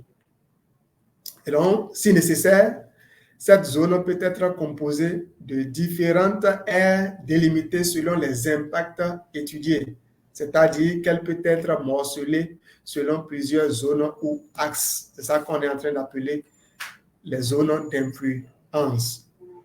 Pour un projet, il peut y avoir plusieurs zones d'influence. Pour d'autres projets, il peut y avoir peut-être une seule zone d'influence, c'est-à-dire au vu de l'envergure, de la nature ou des catégories d'activités à réaliser. Il dit, bon, et les enjeux ici, comme je l'ai dit, est-ce que vous avez une communauté autour du site? S'il n'y a pas de communauté autour du site, on va mener d'autres analyses. Est-ce que vous voyez? Donc, une bonne description du site nécessite quoi? Dans un premier temps, moi, en tant que consultant, j'ai le devoir de me rendre sur le site. Il est vrai, tous les consultants ou tous les experts n'ont pas eu l'occasion ou n'auront pas l'occasion de se rendre sur le site pour voir ou pour faire l'observation directe eux-mêmes, voir comment les choses, comment les établissements humains se présentent ou bien sont disposés, le mode d'occupation, les activités qui se déroulent sur le site, les interactions entre les composantes du milieu biophysique, du milieu humain, etc. Alors, si vous ne pouvez pas faire ça, mais il est bon de visiter, d'accord, le site vous-même. Lorsque vous procédez à la description de votre milieu récepteur, vous-même vous êtes à l'aise parce que ça vous permet d'identifier les enjeux du projet au regard des activités que vous connaissez déjà. Parce que c'est après la prise en compte des activités du projet que vous pouvez faire la description du milieu. Il est vrai, à ce niveau, pour certains sujets, il y a la documentation. Vous pouvez faire la revue de littérature sur le milieu récepteur. Il y a les gens qui ont déjà travaillé, qui ont déjà réalisé des mémoires, des articles, des thèses de doctorat, peut-être sur le milieu récepteur. Ça vous permet, d'accord, de caractériser ou de décrire votre milieu. Mais à des moments donnés, il y a des variables pour lesquelles on n'a pas les données. C'est que vous-même, vous avez l'obligation de vous rendre sur le site pour observer et rendre disponibles ces données. Donc, à partir de votre rapport, les gens pourront exploiter ces données-là pour d'autres fins aussi. Ce qui est conseillé, c'est vrai, comme je l'ai dit, la documentation vous donne toute une panoplie d'informations, d'accord, sur les éléments biophysiques de votre milieu récepteur ainsi que les éléments caractéristiques du milieu humain. Mais faites toujours l'effort de vous rendre sur le milieu récepteur. Et on peut questionner de différentes manières ce milieu récepteur pour voir quelle est l'organisation sociale qui était en place, quelles sont les infrastructures sociaux de base qui sont là, est-ce qu'on a les infrastructures sanitaires, etc. Donc, on présente tout pratiquement, mais les éléments les plus pertinents. Il faut prendre les composantes du milieu qui auront facilement de lien avec votre étude d'impact environnemental et social. Et donc, il faut une démarche cohérente, il faut une logique pour pouvoir réussir cette étape. Alors, 1 minute 30. donc, comme je l'ai dit, ça c'est la première séance que nous aurons sur la technique de réalisation de l'étude d'impact environnemental et social. Donc, lorsqu'on parle de la description du milieu, il y a plusieurs éléments que nous allons passer à revue pour vous permettre de savoir ce qu'il faut prendre en compte et comment présenter cela dans vos rapports pour qu'en vous lisant, que les gens soient à l'aise, que les lecteurs soient à l'aise, qu'il n'y ait pas trop de critiques. En temps normal, lorsque je connais bien le milieu récepteur du projet, je connais mieux la zone d'étude où le projet sera implanté à la fin, parce que pour vous évaluer rapidement, moi, on m'envoie un document comme ça, après tout ce qui est contexte, etc. On sait que la méthodologie, que vous soyez au Bénin, au Togo, au Canada, aux États-Unis, etc., la méthodologie est plus ou moins classique. Ce qui reste, c'est les spécificités, d'accord, de chaque projet qui vous amène. Il faut aller chercher tel spécialiste. Il faut dire, bon, ici, il faut une étude biogéographique. Ici, il faut faire l'analyse de l'eau. Ça, c'est les spécificités que chaque projet vous impose. Sinon, la conduite d'une étude d'impact environnemental et social, le processus est connu. La méthodologie est plus ou moins classique, mais de par vos expériences, de par les réflexions que vous menez pour atteindre les différents objectifs des thèmes de référence, donc, qui vous amènent à améliorer, à intégrer les approches qui vont vous permettre d'atteindre des objectifs spécifiques et de faire ressortir les spécificités. Et donc, nous allons marquer un arrêt à ce niveau pour prendre et répondre, prendre les questions ou les commentaires et d'apporter les éléments de réponse. Après, nous allons vous communiquer une autre date pour la prochaine séance. Bon, je sais que l'INER Group travaille dans ce sens et donc ne vous inquiétez pas. Il faut qu'on aille mollo pour mieux comprendre parce que c'est une question de technique, donc il est technique d'une méthodologie. Donc il faut savoir quoi présenter et si je dois présenter ceci, quelle est la démarche qui va me permettre d'avoir l'information pour mieux présenter cela. Donc voilà, mesdames, messieurs, merci. D'accord. Les commentaires vont apparaître. Donc il y avait un commentaire. Oui. Je n'ai pas mon stylo ici, mais j'ai ça en tête. Vous pouvez commenter. Ça, c'est Razak. Ça, c'est Razak. Qui vous écrit. Merci. Merci. Pour la présentation. Le micro activé? Oui. Bon, merci. Il y a une préoccupation sur la consultation du public. La consultation du public. Et l'internaute demandait dans quelle composante on met cela. Alors, il est vrai, nous avons parlé de la la composante perspective, d'accord, descriptive, analytique et prescriptive. Et je vais rappeler aussi que tout ce qu'on est en train de présenter, ce n'est que les éléments majeurs, d'accord, du processus de la mise en œuvre ou de réalisation de l'étude d'impact environnemental et social. Alors, les consultations du public sont organisées, d'accord, lors de la phase de collecte des données. Alors, comme je l'ai dit, il y a, on va y revenir, il y a quelque chose qui est prévu dans ce sens. Lorsque vous prenez l'étude d'impact environnemental et social, il y a 3 étapes.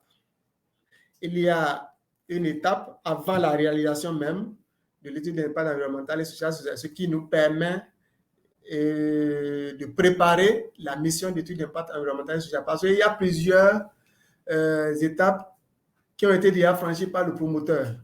Par ici, on a parlé de technique, donc on n'est pas allé, on ne s'est pas inscrit dans une démarche globale qui allait nous amener à vous rappeler les questions de catégorisation, parce qu'il faut faire une catégorisation des projets d'abord avant de faire l'étude d'impact environnemental et social. Donc, nous allons revenir à ce niveau de la consultation du public parce que on a parlé de données fiables. Donc, pour avoir des données fiables, il faut les collecter. Et au cours de la collecte, il faut déjà identifier les parties prenantes du projet. Et ces parties prenantes du projet sont déjà identifiées avant la réalisation de l'étude d'impact environnemental même. Donc, au cours de l'étude d'impact environnemental, on se sert de ce que, je dis, déjà un exemple, par exemple comme ça, un exemple de la Banque mondiale qui a l'habitude de réaliser un document intitulé « Plan de mobilisation des parties prenantes ». Et donc, si je connais ces parties prenantes, je peux réaliser les entretiens, les consultations individuelles ou les consultations publiques. Et donc, ça, c'est à la phase de la collecte de l'information. La collecte de l'information. OK? Donc, voilà un peu, si vous n'avez pas vu ça dans les composantes, cela ne veut pas dire qu'on a négligé la partie consultation du public. Il faut comprendre les composantes comme étant les parties majeures, d'accord, comme des paquets.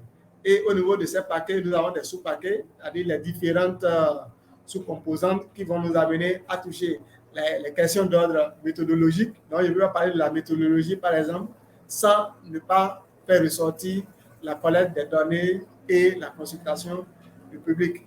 Là, ce n'est pas, comme il a dit, ce n'est pas une méthodologie aussi standard, parce qu'il y a des spécificités qui vont vous imposer autre chose.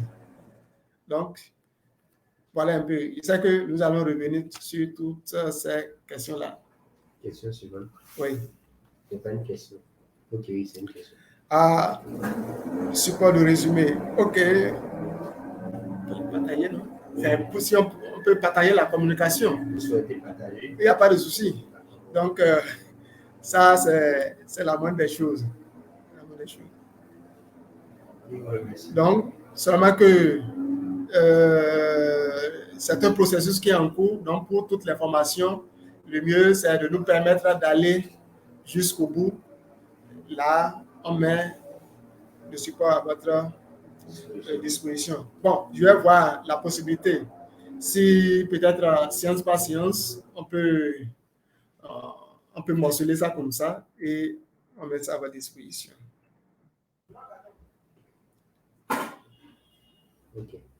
Merci à vous, docteur, pour votre brillante présentation. J'aimerais avoir l'assurance que nous pouvons avoir le support électronique. Et également. Quelles sont les étapes? D'accord. Les étapes de la phase. Bon, ça, je réponds à la question. Quelles sont les étapes de la phase du terrain pour la collecte des données? Bon, il y a plusieurs étapes de collecte des données. Comme je l'ai dit, pour une étude d'impact environnemental et social, la mission, pour lancer la mission, généralement, il y a le promoteur ou le maître d'ouvrage qui organise une séance de cadrage de la mission, d'accord, où le consultant présente son approche méthodologique. Très souvent, c'est la méthodologie. Et au cours de cette séance, le consultant peut profiter pour collecter tout ce qui a été élaboré, tout ce qui a été réalisé ou documenté sur le projet, comme les documents techniques du projet. Si par exemple, il y a déjà l'APS ou l'APD, d'accord? Si ces documents sont disponibles, on peut copier ça. Alors, après cette étape, les autres étapes de la collecte des données sont, il y a ce qu'on fait dans le cadre scientifique, la recherche documentaire, d'accord? Vous-même, comme vous connaissez déjà le projet sur lequel vous travaillez, vous savez déjà, vous avez fait un point des informations dont vous avez besoin. Je suppose, vous pouvez faire une recherche documentaire par rapport à ça. Vous pouvez fouiller le net. Le net est là pour faire ce travail. Vous pouvez aller au niveau de l'administration concernée ou bien au niveau des différentes structures, parties prenantes de la mission que vous avez jugé utile, ou vous savez que cette structure doit avoir quand même des éléments ou des rapports. Et donc, le tout dépendra des objectifs assignés à la mission. Sur cette base, vous allez faire votre collecte des données. Donc ça, c'est une étape peut-être de bureau. J'ai ma connexion, je vais sur le net, je cherche, je télécharge. Bon, je peux aller me rendre dans certaines structures, à la mairie, peut-être un stade, au ministère de l'économie, peut-être au ministère du MAEP, selon les parties prenantes. Après ça, le reste, c'est la collecte des données sur le terrain. Et sur le terrain, le tout dépendra, d'accord, de ce que je veux avoir comme information. C'est sur cette base que je vais identifier les cibles.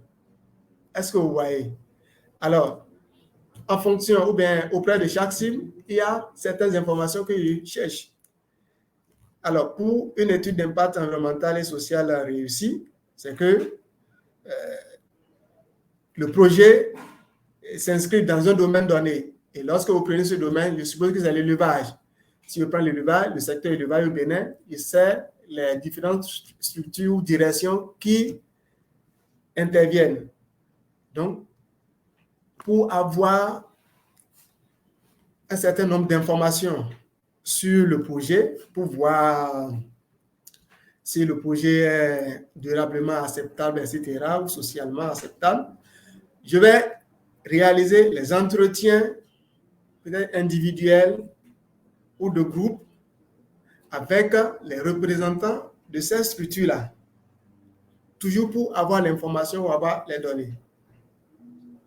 Je peux réaliser des focus group, ça dépend de ce que je poursuis, de l'objectif que je poursuis. Je peux organiser des focus group au niveau des différentes communautés bénéficiaires ou bien au niveau des différentes localités qui se retrouvent, que ce soit dans la zone d'influence directe ou dans la zone d'influence indirecte du projet. Et je prépare mon questionnaire ou mon outil de collecte pour avoir l'information. En allant rencontrer la population, quelle information je cherche. C'est sur cette base que j'élabore mon outil de collecte. Je peux organiser une consultation du public. Tout ça, c'est pour avoir l'information. OK? Je prépare ou j'organise ma consultation du public. Quels sont les acteurs, quelles sont les parties prenantes qu'il faut inviter. On va revenir sur tous ces éléments. Donc, voilà un peu pour ce qui concerne la phase de terrain. D'accord? Tout part peut-être de la recherche documentaire. Sur le terrain, vous avez plusieurs cibles à rencontrer où vous organisez comment on appelle, les entretiens individuels, de groupe et autres. Ou bien, comme je l'ai dit, d'autres spécificités vont vous amener à faire des mesures. Je suppose que vous voulez caractériser votre milieu récepteur. Vous voulez décrire le milieu récepteur. Et vous savez qu'il y a des activités qui vont générer des nuisances sonores, par exemple. Alors, dans un premier temps, dans ce milieu, je dois identifier les points parce que j'ai identifié les enjeux. Il dit, bon, là, on veut implanter, je suppose que c'est une scierie. Une scierie doit émettre du bruit à longueur de journée. Maintenant, la question qu'on se pose, est-ce que l'intensité du bruit là ne va pas gêner, ne va pas constituer de gêne aux ménages qui sont peut-être à moins de 10 mètres de notre scierie ou de lieu d'implantation de notre projet. Alors, vous pouvez relever vous-même, collecter des données là. Vous pouvez aller chercher un laboratoire certifié, d'accord, sur les questions de bruit. Donc, ceux qui ont le matériel, ils vont vous aider à collecter les informations. Vous dites, bon, avant le projet, quel est le niveau du bruit? Pour dire, bon, voilà le niveau auquel les populations du milieu sont habituées. Donc, votre projet ne doit pas aller au-delà, conformément à ce que les tests ou les normes nationales en matière d'émission de bruit aussi ont prévu. Est-ce que vous voyez? Donc, les étapes, on ne peut pas tout énumérer, on ne peut pas dire voilà les étapes, mais il y a les éléments basés. On sait qu'il y a une phase de recherche documentaire et une phase de travaux de terrain. Mais les travaux de terrain peuvent avoir d'autres sous-étapes. Parce qu'il y a des projets peut-être qui ne nécessitent pas une étape d'inventaire floristique ou une étape d'étude biogéographique. Est-ce que vous voyez? Mais il y aura des projets d'envergure, peut-être qu'on veut implanter, qui doit prendre des dizaines ou des milliers d'hectares ensemble. On dit, ça là, il faut une étude floristique ou bien un inventaire floristique ou une étude biogéographique, etc. Or, pour conduire ça là aussi, il faut des étapes données. Est-ce que vous voyez? Donc, on a les étapes classiques, mais au-delà des étapes classiques, les spécificités vous amènent à aller au-delà et actualiser votre méthodologie de départ. Donc, on passe à la question suivante. Voilà un peu. On a 5 questions. 5 questions. On OK. va finir dans 10 minutes. D'accord. OK, on va faire l'effort. Il y a Léopold Waquet qui vous remercie pour la présentation. Et au cours de la formation précédente, il avait demandé le PowerPoint. Donc, il réitère cela. OK. Donc, il demande si on peut toujours mettre à disposition le PowerPoint. OK. Pour la première présentation, le PowerPoint est déjà presque terminé. Je dirais on a voulu faire un livre, d'accord, beaucoup plus designé, beaucoup plus intéressant. Donc, ça serait mis à leur disposition. Donc, nous invitons les internautes à la patience parce qu'après la présentation, il y a la phase d'édition. Donc, ce n'est pas la présentation de façon brute qui sera mise à votre disposition. Donc, mettez-vous à l'aise. Vous voyez comment la page que vous voyez la présentation, c'est agréable à la vue. Donc, c'est quelque chose à cette image-là que l'Inner Group compte mettre à la disposition de ceux qui nous suivent. Voilà. Oui, je vous remercie pour votre présentation. À la suite, nous avons suivi également, il y a environ 2 mois, dans le cadre de lecteurs clés. Quelle est l'attitude du consultant en cas d'opposition de ces populations? OK. Première question. Deuxième question, le projet se rédige-t-il concomitant avec le rapport d'une EIS ou c'est séparément? Que faire?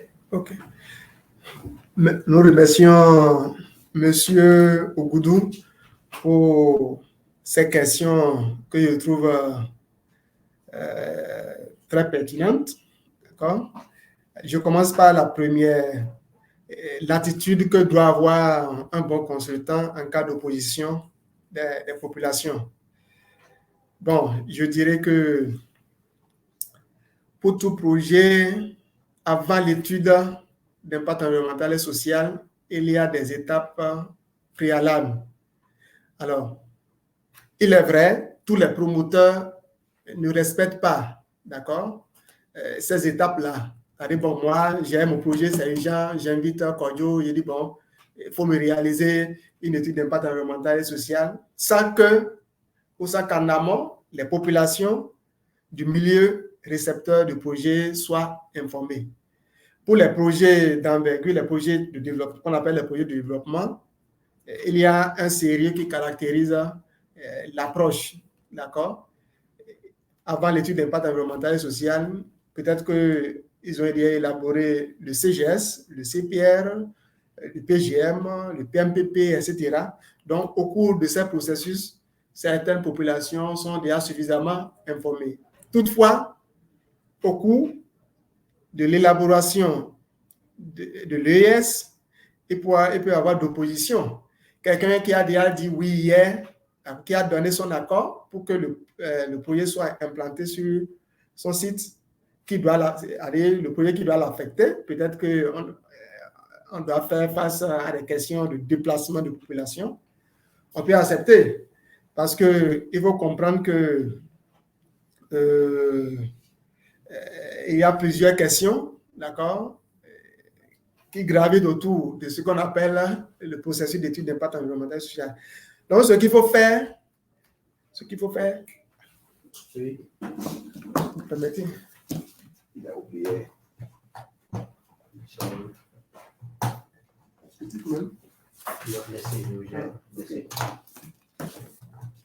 Voilà. Toutes les excuses. Hein. Voilà. Ce qu'il faut faire pour tout projet lorsque le consultant veut aller sur le terrain. Et c'est pourquoi on demande de faire les consultations institutionnelles. Lorsque, c'est vrai, à l'avance, il y a des projets, on sait que pour tel projet, les gens vont se soulever, etc. Donc, vous cherchez d'abord cette information. Ou en tant que consultant, est-ce que le site où on veut implanter le projet là, est-ce que le site est sécurisé?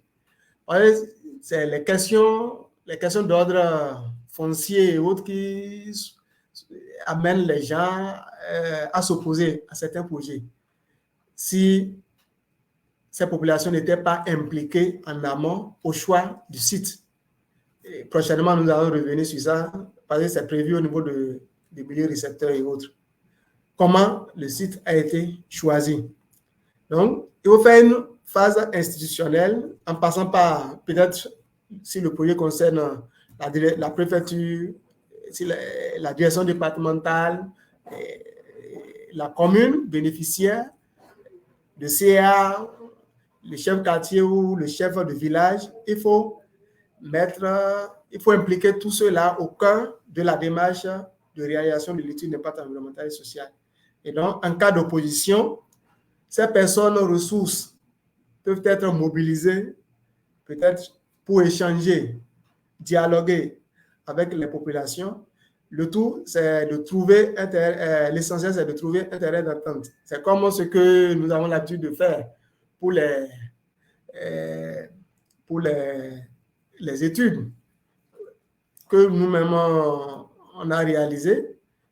Je donne l'exemple des mémoires. Dans le cas de la rédaction de nos mémoires de maîtrise ou de master ou je ne sais quoi, en cas de résistance d'un enquêté, c'est un acteur majeur qu'on doit prendre en compte. Donc, il faut trouver les voies et moyens pour le ramener à la raison. Parfois, vous pouvez passer par personne interposée pour avoir l'information. Et si c'est un acteur majeur, on dit, bon, vous ne pouvez pas faire cette étude sans ne pas rencontrer telle structure ou bien telle personne. Parce que vous voyez, si la personne s'est opposée, c'est que vous devez chercher les voies et moyens pour y arriver. Donc, voilà dans la pratique comment on procède. On ne peut pas dire il y a un refus des enquêtés ou bien les populations nous ont chassés, etc. Donc, le consultant prend toutes ces informations sur la nature, les questions d'ordre social, l'acceptation de projets, etc. Donc, mais pour les projets de développement, s'il y a des communications et l'implication des populations, je crois qu'ils ne doivent pas avoir de soucis. Le PGS, tout dépend c'est une question d'approche. Comme je l'ai dit, lorsque vous prenez le rapport d'étude d'impact environnemental et social complet, on peut avoir la fiche PGS dedans. Mais il arrive, d'accord, pour certaines considérations, il arrive à des moments donnés où le rapport d'étude d'impact est là, mais avec une petite synthèse du plan de gestion environnementale et sociale à l'intérieur. Donc, pour des considérations données, on détache souvent, c'est-à-dire le PGS fait objet d'un document à part. Donc, le tout, les deux documents réunis font l'étude d'impact environnemental et social. Je donne l'exemple du projet ou bien du programme PAPC. Vous prenez PAPC, donc, dans ce cas, les gens ont réalisé, vous avez un document pour l'étude d'impact environnemental et un document pour le plan de gestion environnementale et sociale. Et là, c'est qu'on veut donner un certain nombre, veut apporter un certain nombre de détails dans le PGS et surtout le plan de suivi environnemental et social. Donc, ça ne pose pas de problème. Le tout dépend de ce que les termes de référence ont imposé. Donc, si le promoteur dit « je veux avoir un PGS séparé de rapport d'étude d'impact », vous procédez ainsi. Il n'y a pas de souci. Oui. Maintenant, c'est au cours du processus d'étude d'impact environnemental et social que le plan de gestion environnementale et sociale est réalisé. C'est à la fin. Donc, si vous avez analysé les impacts, etc., vous avez proposé les mesures d'atténuation. C'est sur la base des mesures proposées pour atténuer les impacts ou améliorer d'autres impacts positifs.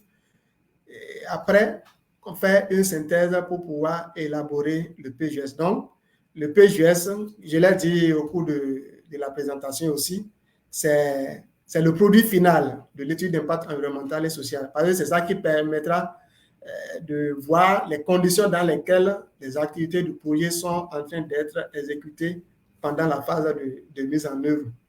Donc, on voit est-ce que ce qui a été édité dans le PGS, comment cela a été respecté. Donc, c'est au cours du processus de l'ES que le PGS est réalisé. Il y a une dernière question? Oui, une autre question.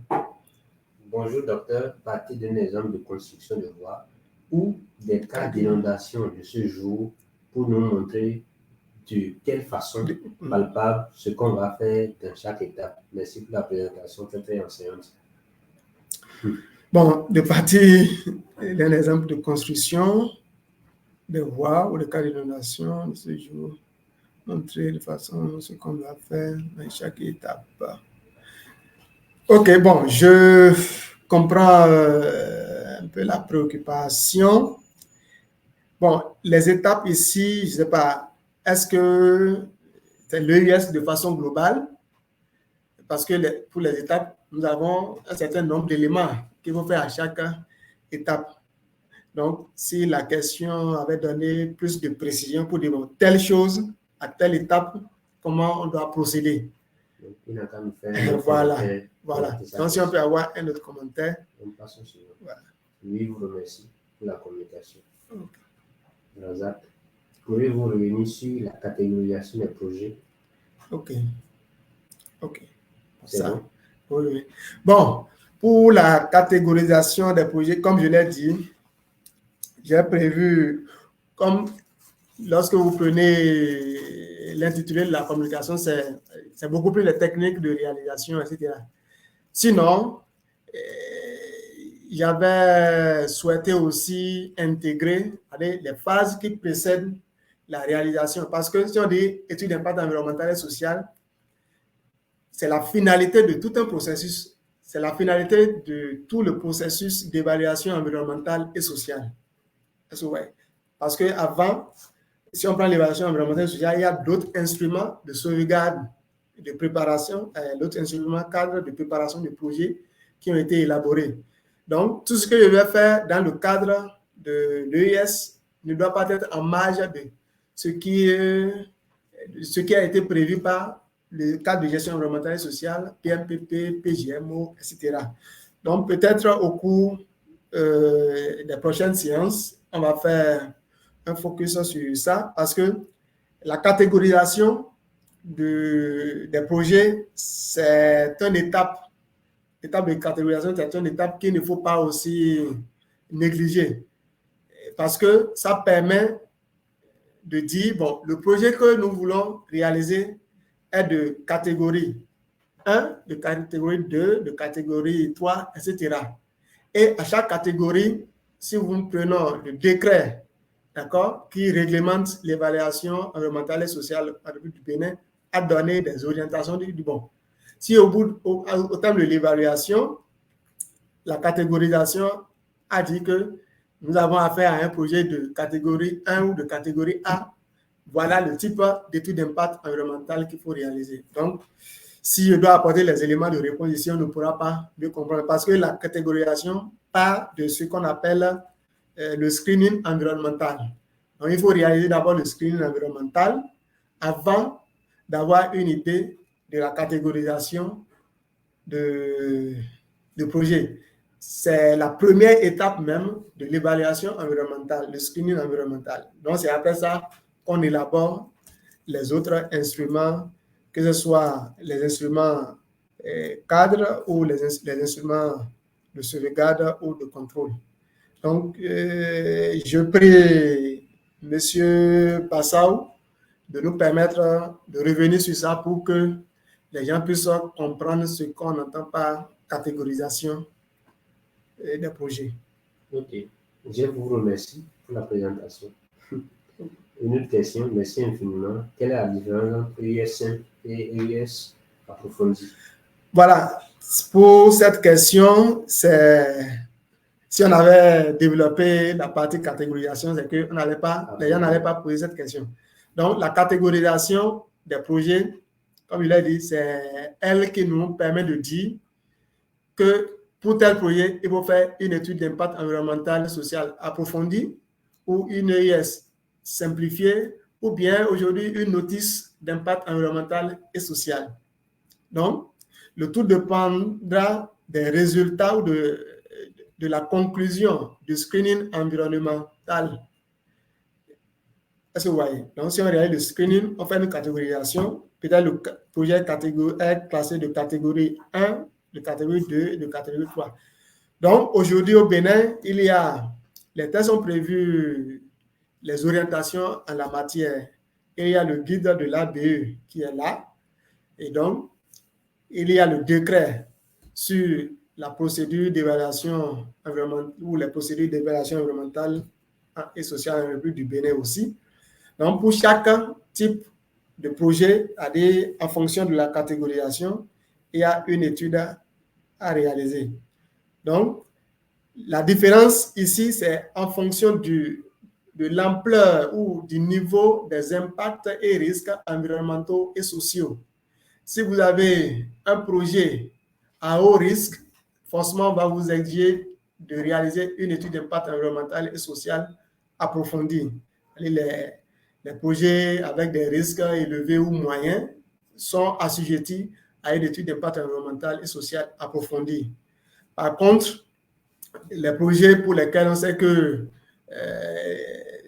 c'est les projets, bon, les impacts sont très, très minimes, on va vous demander de réaliser une étude d'impact environnemental simplifiée.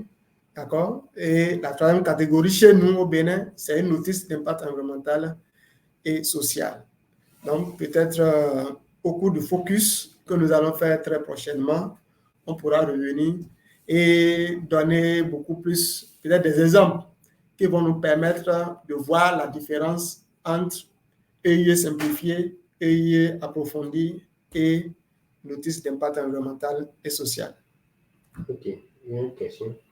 Faites la différence, s'il vous plaît, entre surveillance et suivi, car je n'ai pas bien cerné. Bon, on n'a pas encore développé cette partie. Nous allons voir ça au cours de très prochainement. Sinon, il y a bel et bien une nuance entre la surveillance et le suivi. D'accord? Donc, la surveillance se fait au cours de l'exécution de l'activité. Le suivi, c'est beaucoup plus voir le niveau de conformité, d'accord, de tout ce qui a été réalisé par rapport à la réglementation, d'accord, qui réglemente le domaine d'intervention du projet. Donc, dans les prochains jours, nous allons donner beaucoup plus de précision sur ces questions-là. Dernière intervention. Merci à vous, docteur, pour les réponses apportées à mes questions. Grand merci pour une fois encore. C'est Aboudou là. Oui, monsieur Aboudou. Ok. Merci beaucoup. Merci aux internautes pour les questions. Ça prouve que la présentation de la communication a été suivie. Nous vous remercions. La date de la prochaine séance sera communiquée par l'INE Group. Merci beaucoup. Merci et bon après-midi à chacun et à tous. Merci. Je voudrais vous demander que l'un de choisir un thème. Chaque étape. Oui, je vois. Oui, tu as compris? Ok, c'est bon, c'est la dernière. Merci.